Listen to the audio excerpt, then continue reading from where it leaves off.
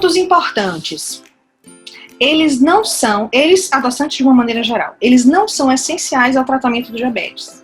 Eles podem favorecer o convívio social e a flexibilidade do plano alimentar. Então, a gente pensava anteriormente, principalmente no boom dos produtos diets, né? Quem tem diabetes... Aí muitas queixas eu vi em consultório do tipo, o produto diet é tão caro, eu não tenho condição de comprar e tal. E a gente não precisa, ele é só uma opção diante das diversas opções que a gente tem de incluir algo que tenha um teor menor de carboidrato, muitas vezes, porque nem sempre é assim que acontece, mas ele não é essencial, certo? Os adoçantes não nutritivos ou não calóricos têm o potencial de reduzir o consumo de calorias e carboidratos. Faz sentido. Eu coloquei uma interrogação porque alguns estudos, há um tempo atrás, levantaram a possibilidade do consumo de...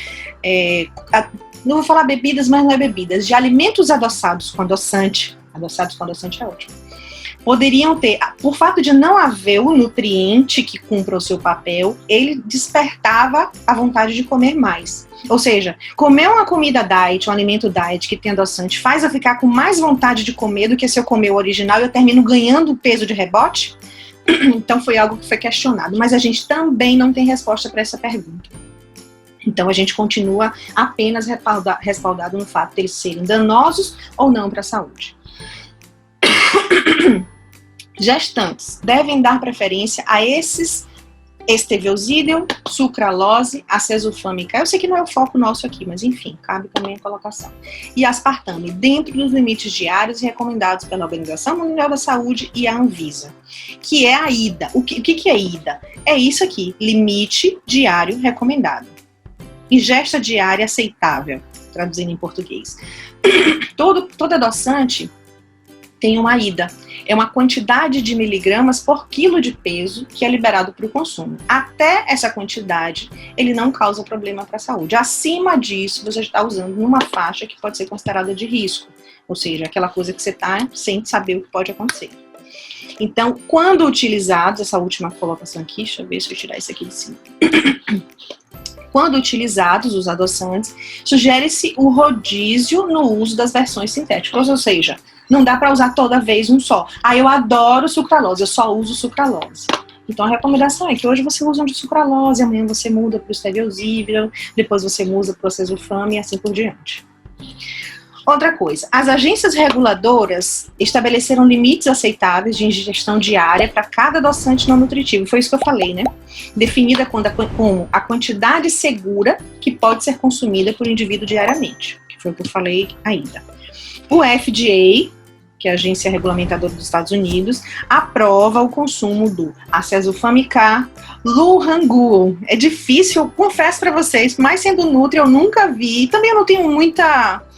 vamos dizer assim, interesse, se é a palavra, não é interesse, mas assim, eu não uso adoçante assim com frequência, então eu não conheço esse aqui na prática, não sei o sabor dele, mas ele vem de uma planta asiática, bem difícil de encontrar, eu não sei falar para vocês em relação ao custo dele e acessibilidade, mas todos os outros, neotame, aspartame, sacarina, sódica, e stevia e sucralose são liberados pelo FDA como nível de evidência A, ou seja, passou por um critério rígido de análise, de estudos, para definir que esses adoçantes são seguros para o consumo nosso. A nossa Anvisa, ela já liberou um número maior de adoçantes, né? Seria muito bom se todo mundo estudasse os assuntos que a gente quer respostas, mas nem sempre as coisas funcionam dessa forma.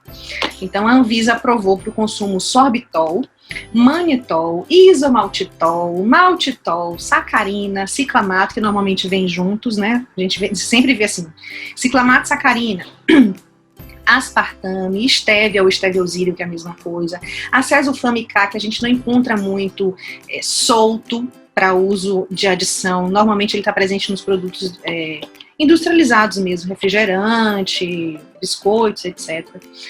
Sucralose, que a gente já conhece, neotame, taltatina, lactitol, xilitol e eritritol. Haja tantos óis. Adoçantes naturais, como os polióis. Todos esses que terminam em ol, eles são polióis. Sorbitol, manitol, isomaltitol, xilitol, eritritol. Não faz muita diferença. Eles são naturais, mas eles não possuem uma quantidade máxima sugerida. Eles são derivados da glicose, mas por alteração metabólica, eles não têm esse efeito de absorção de elevação de glicemia. Mas eles, por serem naturais, eles não têm uma quantidade máxima, não tem uma ida, vamos dizer assim, para ele. Mas deve ser consumido com moderação, porque pode favorecer a flatulência e diarreia. Ou seja, comer chiclete Trident demais pode dar dor de barriga, porque ele é feito à base de sorbitol. Ele não tem, o adoçante dele é sorbitol. Isso vale para o xilitol e outros também.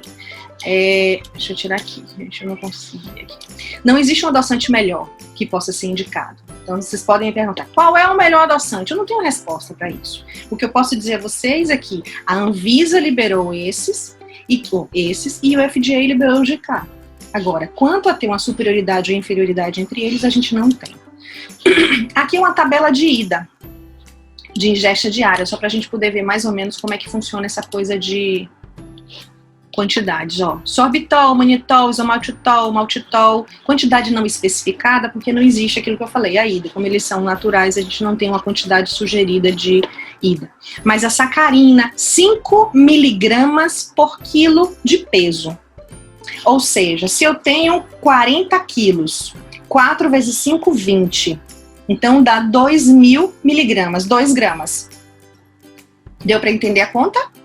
É só multiplicar o número, nesse caso aqui que eu estou usando a sacarina como exemplo, pelo meu peso. Eu vou achar quantidades em miligramas ou em gramas que eu posso consumir por dia. Isso às vezes assusta, porque se eu falar 2.000 gramas, não, 2.000 miligramas, eu falo 2 gramas, né? Seriam 2 sachêzinhos? Não necessariamente, porque ali dentro daquele pacotinho não tem só o adoçante. Tem muito do veículo, que é a substância que a gente usa para criar volume, volume, né, e consistência para que ele seja solubilizado com facilidade. Então, em torno dessa quantidade, é uma quantidade recomendada. A grande questão, e cada um tem a sua, vocês veem, né? Ciclamato, aspartame, estévia, cesulfame de potássio, que é a cesulfame K, o sucralose, o neotame, todos eles têm uma quantidade recomendada por quilo de peso. Então, não é uma recomendação genérica para todo mundo. Quanto maior o indivíduo, maior o seu peso, maior a permissão em termos de quantidade. Uma coisa que vale a pena a gente lembrar é que, assim, esses dois, lógico que não é muito o nosso público, mas o ciclamato, o ciclamato e sacarina, esse aqui, ciclamato e sacarina de sódio, sacarina sódica, ciclamato de sódio, então eles vêm sempre agregados com a molécula de sal, embora ele seja doce, em pacientes hipertensos, às vezes isso pode estar atrapalhando no processo do controle do sal, certo? Mas é menos comum na nossa população infantil.